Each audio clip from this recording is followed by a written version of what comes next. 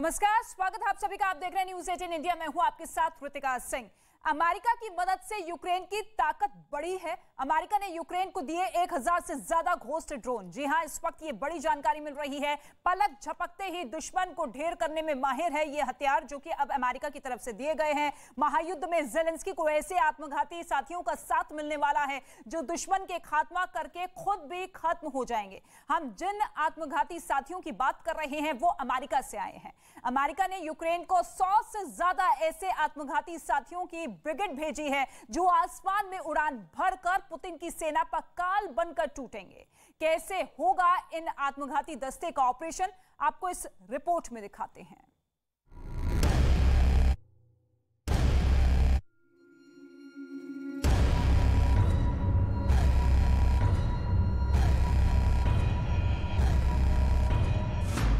Ukraine पहुंची Zelensky की ghost army.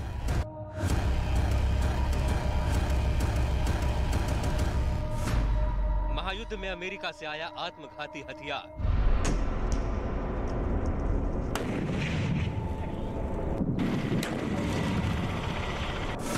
रूसी सैनिकों पर मंडराएंगे आसमानी बूम।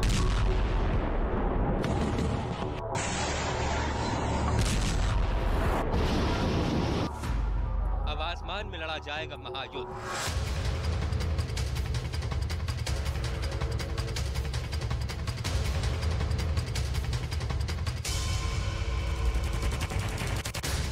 रूस के खिलाफ यूक्रेन के हाथ ऐसा हथियार लगा है जो यूक्रेन की ताकत में इजाफा करेगा। इस हथियार को आसमानी भूत भी कहा जा रहा है। इस आसमानी भूत का नाम है फिनिक्स ड्रोन या घोस्ट ड्रोन। घोस्ट ड्रोन यानी ऐसा भूतिया ड्रोन जो पलक झपकते ही दुश्मन के टैंक से लेकर उसके ठिकानों पर बम बरसा सकता है। करीब 2 महीने के इस महायुद्ध में जब जब लगा कि यूक्रेन की ताकत कुछ घट रही है, तब तक राष्ट्रपति ज़ेलेंस्की ने दुनिया से मदद की अपील की और अमेरिका समेत दुनिया के कई देशों ने उनकी आवाज सुनी भी। अब अमेरिका ने यूक्रेन को आत्मघाती ड्रोन फिनिक्स घोस्ट भेजा है। ज़ेलेंस्की की घोस्ट आर्मी। ये अमेरिकी घोस्ट ड्रोन अपने टारगेट को देखते ही देखते नष्ट कर देते हैं। एक बार हमला करने के बाद ये ड्रोन खुद ब खुद नष्ट हो जाएगा, यानी इस आत्मघाती ड्रोन का सुराग तक नहीं मिलेगा। अमेरिका ने ऐसे 121 भूतिया ड्रोन यूक्रेन को भेजे हैं। ये घोस्ट ड्रोन मैदानी इलाकों में मार करने के लिए सबसे कारगर हमलावर हैं। इस ड्रोन का नाम है Phoenix Ghost technical unmanned aerial system. इसे यूक्रेन को डोनबास इलाके में सबसे पहले इस्तेमाल किया जाएगा। अमेरिका का दावा है कि घोस्ट ड्रोन यूक्रेन के डोनबास इलाके में रूसी हमले को रोकने के लिए सबसे मुफीद हथियार है। The Phoenix Ghost. This is a drone that had been in development before the invasion. Clearly, the Air Force was working this, and in discussions with the Ukrainians again about their requirements, we believed that this particular system would very nicely suit their needs, particularly in eastern Ukraine. And so it was already in development, but we will continue to move that development in ways that are attuned to Ukrainian requirements. जैसे ही Putin ने इस युद्ध में अपनी सेना का focus पूर्वी Ukraine, खासकर डॉनबास की तरफ किया, अमेरिका समेत कई देशों ने यूक्रेन को सैन्य मदद में भी इजाफा कर दिया। लगभग रोज ही हथियारों की खेप किसी न किसी देश से यूक्रेन की युद्ध भूमि पर उतर रही है। इन घोस्ट ड्रोन के अलावा अमेरिका ने यूक्रेन की मदद के लिए और भी जंगी साजो सामान भेजा है। अमेरिका का दावा है कि घोस्ट ड्रोन कामिकेज किल ड्रोन यानी स्विच ब्लेड ड्रोन जैसी ही काबिलियत रखता है। आगे बढ़ने से पहले आपको स्विच ब्लेड ड्रोन की खासियत बता दें। स्विच ब्लेड ड्रोन छोटे आकार के उड़ने वाले बम होते हैं। स्विच ब्लेड ड्रोन को कहीं भी आसानी से उड़ाया जा सकता है। ड्रोन में लगे कैमरे छिपे हुए टारगेट को ढूंढकर हमला कर सकते हैं। स्विच ब्लेड ड्रोन पहाड़ियों, इमारतों और जंगलों में छिपे हुए दुश्मनों पर आसानी से हमला कर सकते हैं। अमेरिका और दूसरे देशों की यूक्रेन को जंगी मदद पर रूस भड़का हुआ है। उसका कहना है कि अमेरिका ऐसा इसलिए कर रहा है क्योंकि उसे दुनिया पर अपनी दादागिरी कायम रखनी है, लेकिन रूस इतनी आसानी से ऐसा नहीं होने देगा। रूस अब अमेरिका और दूसरे देशों को बता देना चाहता है कि वो दुनिया का नया दादा है। который ведет его украинскими руками, пичкая Украину оружием возрастающих масштабов. И пытаясь навредить России везде, где это только возможно, своими санкциями. अभी तक की लड़ाई में यूक्रेन की फौज ने पश्चिमी देशों से मिली स्टिंगर और जेवलिन मिसाइल्स के साथ साथ टर्किश बायरेक्टर का इस्तेमाल कर पुतिन की सेना को जबरदस्त नुकसान पहुंचाने का दावा किया है। और अब यूक्रेन के जंगी बेड़े में घोष ड्रोन भी शामिल हो गया है। यूक्रेन को यकीन है कि घोष ड्रोन से वो दुश्मन को और ज्यादा चोट पहुंचा सकता है। घोष ड्रोन से पहले अमेरिका 2 तरह के स्विचब्लेड ड्रोन तैयार किए हैं। पहला है स्विचब्लेड ड्रोन 600 और दूसरा है स्विचब्लेड ड्रोन 300। स्विचब्लेड 600 ड्रोन 23 किलो का है। स्विचब्लेड 300 वजन 2.5 किलो है। स्विचब्लेड 600 की रेंज करीब 40 किलोमीटर तक है। स्विचब्लेड 300 की रेंज करीब 10 किलोमीटर तक है। स्विचब्लेड 600 करीब 40 मिनट तक उड़ान भर सकता है। स्विचब्लेड 300 करीब 15 मिनट तक उड़ान भर सकता है। स्विचब्लेड 600 की रफ्तार 185 किलोमीटर प्रति घंटा है। स्विचब्लेड 300 की रफ्तार 160 किलोमीटर प्रति घंटा है।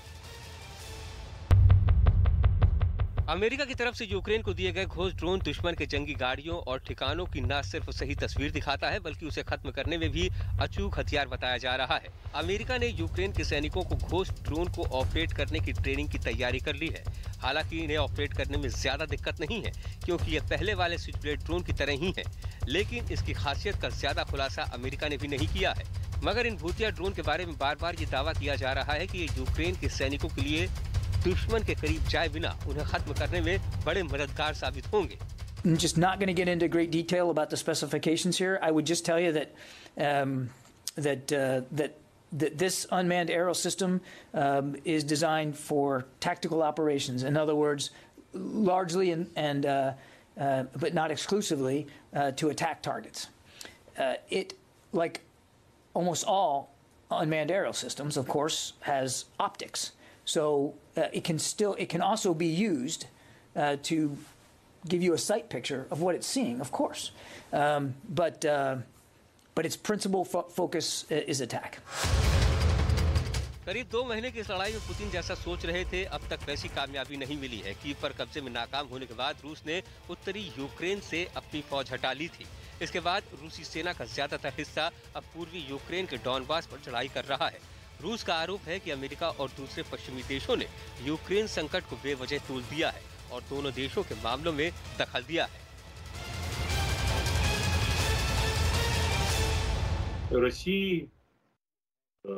Людей России, они вот в этом мире тоже будут защищены и сохранены.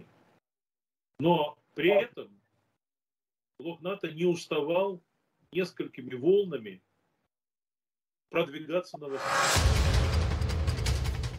यूक्रेन को अमेरिकी मदद पर पुतिन का गुस्सा 7वें आसमान पर है और ऐसा कहना भी जल्दबाजी ही होगा कि आसमानी भूत के मिल जाने से यूक्रेन अब ये युद्ध जीत ही लेगा। इसकी एक बड़ी वजह है रूस के घातक ड्रोन। रूस के पास ऐसा सुसाइड ड्रोन है जो AI यानी आर्टिफिशियल इंटेलिजेंस का इस्तेमाल कर टारगेट पर जबरदस्त अटैक करता है। पिछले दिनों यूक्रेन पर हमले के दौरान इसकी कुछ तस्वीरें भी सामने आई थी। एक किलर ड्रोन का नाम है कवब्ला। रूसी किलर ड्रोन पोर्टेबल लॉन्चर से दागा जाता है। ये ड्रोन 30 मिनट तक 130 किलोमीटर प्रति घंटा की रफ्तार से उड़ सकता है। इस आत्मघाती ड्रोन की खासियत ये है कि ये टारगेट पर जाकर क्रैश भी हो सकता है। कवब्ला अपने साथ 3 किलो विस्फोटक ले जा सकता है। ज़ाला एरो कंपनी ने पहली बार 2019 में रूस के एक एयर शो में इसे दिखाया था। इस ड्रोन को लेकर अभी ज्यादा सबूत नहीं मिले हैं, हालांकि इसकी मौजूदगी ने यूक्रेन की चिंता बढ़ा दी है। यानी अब दोनों देशों के पास आत्मघाती ड्रोन है। हालांकि यहाँ पर रूस को एक झटका चीन ने भी दिया है। अभी तक चीन को अपना दोस्त मान रहे रूस इस धोखे से हैरान परेशान है।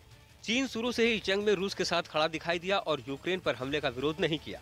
लेकिन एक हकीकत ये है कि चीन रूस यूक्रेन युद्ध और रूस पर लगे आर्थिक प्रतिबंधों के जरिए अपनी तिजोरी भरने में लगा है। खुलासा हुआ है कि चीन अब रूस के साथ साथ यूक्रेन को भी अपने ड्रोन दे रहा है। यानी ड्रोन पर इस डबल गेम से रूस के राष्ट्रपति को बड़ा झटका लगा है।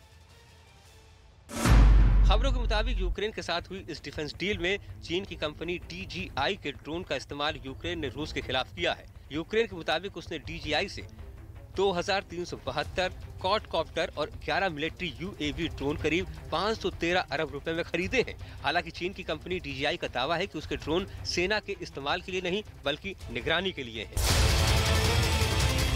चीन भले ही कोई भी सफाई दे, मगर यूक्रेन की मदद करके उसने रूस को धोखा तो दिया ही है। सवाल ये है कि क्या चीन के इस धोखे ने पुतिन के लिए मुश्किल खड़ी कर दी है, या फिर ये पुतिन और शी जिनपिंग के किसी बड़े प्लान का हिस्सा है। तो आत्मघाती घोस्ट ड्रोन अमेरिका की तरफ से यूक्रेन को दिए गए हैं, लेकिन इन ड्रोन्स की खासियत क्या कुछ है, रवि आपको बताएंगे ग्राफिक्स के जरिए। तो अपने दर्शकों को बता दें कि घोस्ट ड्रोन दिखने में छोटा जरूर है, लेकिन दावा है कि ये दुश्मनों पर कहर बनकर टूटता है। और इस ड्रोन की खासियत ये भी है कि ये दुश्मनों को चकमा देकर उसके ठिकाने को टारगेट कर लेता है। लेकिन ये आपको बता दें कि कामिकाज़े ड्रोन की तरह उड़ता हुआ बम नहीं होता, बल्कि खुद दुश्मनों पर बम बरसाता है। और दावा है कि पलक झपकते ही ये ड्रोन दुश्मन के बड़े बड़े टैंकों और तोपखानों को ध्वस्त कर देता है। बताया गया कि घोस्ट ड्रोन दुश्मनों पर तेजी से और कम दूरी पर हमला करने में माहिर है। इसके साथ ही इसका पता लगाना या फिर इसे ट्रैक करना दुश्मनों के लिए काफी मुश्किल होता है। दावा है कि घोस्ट ड्रोन आत्मघाती स्विच ब्लेड ड्रोन नहीं है, लेकिन इसकी ताकत उससे भी कम नहीं है। यूक्रेन के खिलाफ रूस ने अपनी जंग को अब और भयावह रूप देना शुरू कर दिया है। खबर है कि यूक्रेन के अलग अलग शहरों पर कब्जा करने के लिए रूसी सेना ने भाड़े के सैनिकों को जंग के मैदान में उतार दिया है। इस बार ये भाड़े के सैनिक 100-200 की तादाद में नहीं है, बल्कि इस बार दावा किया जा रहा है कि रूस ने 20,000 किराए के सैनिकों को हायर किया है।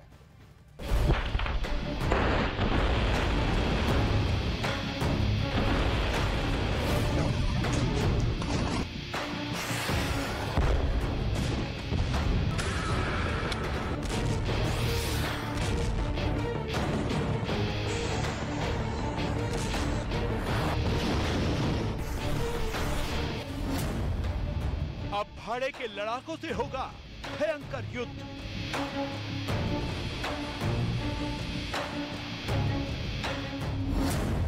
यूक्रेन में तबाही मचाएगी भाड़े की सेना।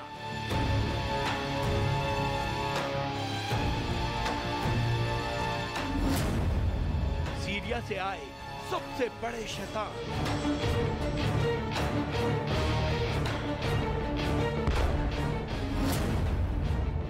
लीबिया के लड़ाकों से तय होगी जीत हार।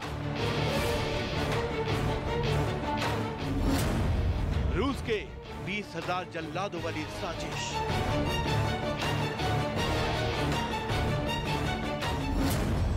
अब यूक्रेन में होगी सुपारी किलिंग। यूक्रेन के खिलाफ रूस की जंग दिन ब दिन खिंचती जा रही है। ना कोई नतीजा निकल रहा है, ना समझौते की ही कोई उम्मीद नजर आ रही है। लेकिन इन्हीं बातों के बीच अब रूस के राष्ट्रपति ने इस जंग को खत्म करने का नया प्लान तैयार कर लिया है। रूस के इस प्लान के मुताबिक यूक्रेन की जंग में अब उन सैनिकों को उतारा जाएगा जो पैसे लेकर यूक्रेन की सेना और उसके नागरिकों के साथ बर्बरता की हदों को पार करेंगे। यानी रूस एक बार फिर इस जंग में भाड़े के सैनिकों का इस्तेमाल करने जा रहा है। द गार्जियन की रिपोर्ट के मुताबिक इस बार रूस ने 20,000 भाड़े के सैनिकों को जंग के मैदान में उतारा है। दावा किया जा रहा है कि भाड़े के ये सभी सैनिक सीरिया और लीबिया जैसे देशों से हायर किए गए हैं। Russian company the Wagner group ने भाड़े के इन लड़ाकों की भर्ती की है। इन सभी भाड़े के सैनिकों को इनके रैंक के मुताबिक $600 से $3,000 प्रति माह की सैलरी दी जा रही है। यानी भारतीय करेंसी के हिसाब से 46,000 से 2,29,000 रुपए प्रति माह दिए जा रहे हैं। यूक्रेन के खिलाफ उतरे इन सुपारी किलर के बारे में द वागनर ग्रुप ने आधिकारिक बयान भी जारी किया है। हम आपको बताना चाहते हैं कि पूर्वी डॉनबास इलाके के लिए हमने सीरिया और लीबिया से ऐसे लड़ाकों को यूक्रेन के खिलाफ लड़ाई के लिए नियुक्त किया है। ये पैदल सेना है, इनके पास भारी हथियार या गाड़ियां नहीं हैं। भाड़े के जिन सैनिकों को पूर्वी डॉनबास पर कब्जे के लिए रूस ने उतारा है, उन्हें बेहद क्रूर माना जाता है। उन्हें युद्ध में उतारने का सीधा मतलब होता है जंग में बर्बरता को बढ़ावा। ये यूक्रेन की सेना के साथ न सिर्फ बेरहमी से पेश आएंगे, बल्कि यूक्रेन की जनता के साथ भी युद्ध की नीतियों का पालन नहीं करेंगे। लेकिन सवाल उठता है कि आखिर रूस को ऐसे सैनिकों की जरूरत क्यों पड़ रही है?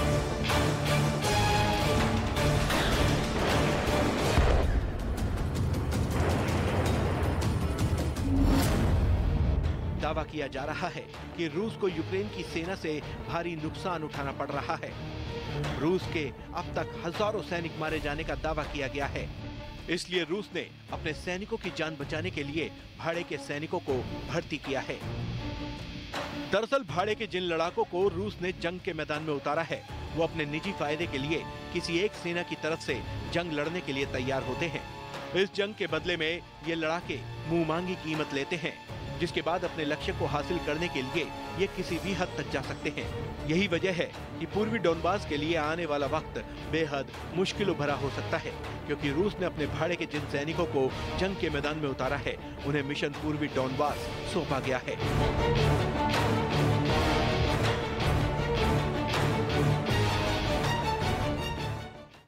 और रूस इस बात का लगातार दावा कर रहा है कि उसने मारिउपोल समेत यूक्रेन के कई हिस्सों को अपने कब्जे में ले लिया है। लेकिन अमेरिका की तरफ से हर बार की तरह इस बार भी ये साफ कहा गया है कि रूस युद्ध से जुड़ी गलत जानकारी दुनिया के सामने रख रहा है और युद्ध अपराध की सच्चाई पर भी पर्दा डालने का काम कर रहा है।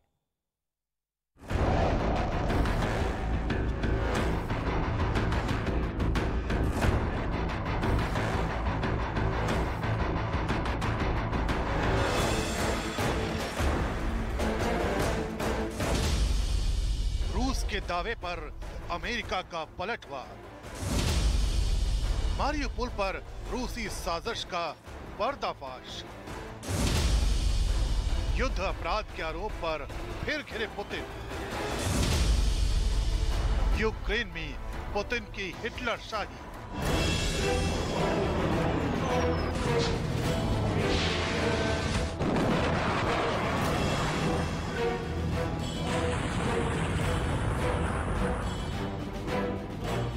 क्या मारिउपोल पर पुतिन ने कब्जे की झूठी कहानी गढ़ी है? क्या चेचन लड़ाकों ने जंग की सच्चाई पर पर्दा डाला है?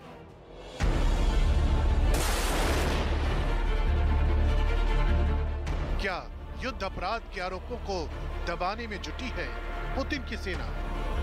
क्या 21वीं सदी में ये पुतिन की हिटलर शाही है? जंग के मैदान से निकले ये सवाल इस कदर संगीन है कि अब दुनिया भी यूक्रेन में चल रही जंग की सच्चाई जानना चाहती है, क्योंकि यूक्रेन भी जहां रूसी सैनिकों पर वॉर क्राइम के आरोप लगाता रहा है, वहीं अमेरिका भी रूस पर युद्ध नीति के खिलाफ जाने के आरोप लगा रहा है। इस बार अमेरिका का आरोप है कि रूस ने मारिउपोल को आजाद कराने की झूठी खबर फैलाई है। सैटेलाइट तस्वीरों का सच पुतिन की सेना लगातार छिपा रही है। रूस के सैनिक वॉर क्राइम को छिपाने के लिए लाशों को दफनाने में जुटे हैं।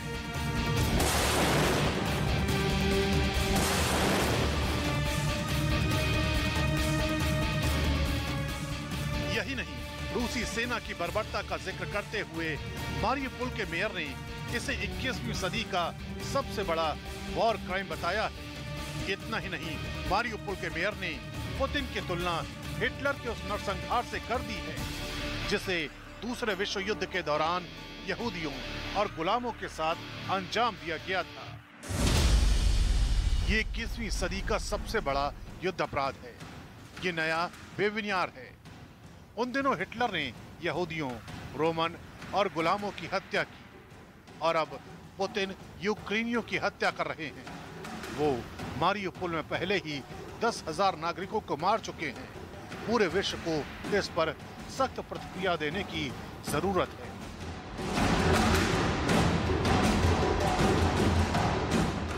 दरअसल रूस को लेकर यूक्रेन और अमेरिका के दावों का सच महज एक इत्तेफाक नहीं है, बल्कि यूक्रेन की जमीन पर आसमान से निगरानी करने वाले सैटेलाइट तस्वीरें भी बहुत हद तक कहानी को साफ कर रही हैं। दावा किया जा रहा है कि सैटेलाइट तस्वीरों में मारिउपोल के बाहर मौजूद मैनहुश नाम के कस्बे में कब्रगाहों की लंबी कतार दिखाई दे रही है।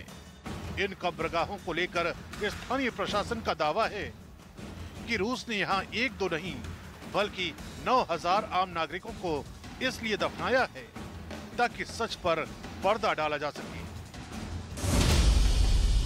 मैनहुश कस्बे में मिलिट्री के अपराध को छिपाने की कोशिश की जा रही है। नागरिकों की लाशों को शहर से बाहर ले जाकर मैनहुस में दफनाया जा रहा है। जाहिर है यूक्रेन में हालात ऐसे हो चुके हैं कि रूसी सेना पर सवाल भी उठने लाजमी है, क्योंकि दिन ब दिन जंग के मैदान से जो तस्वीरें सामने आ रही हैं, वो न सिर्फ रूस के दावों की हकीकत सामने ला रही हैं, बल्कि इस बात की आशंकाएं भी मजबूत हो रही हैं कि यूक्रेन के खिलाफ जंग को जीतने के लिए पुतिन ने किन किन मोर्चों पर गहरी साजिश को अंजाम दिया है।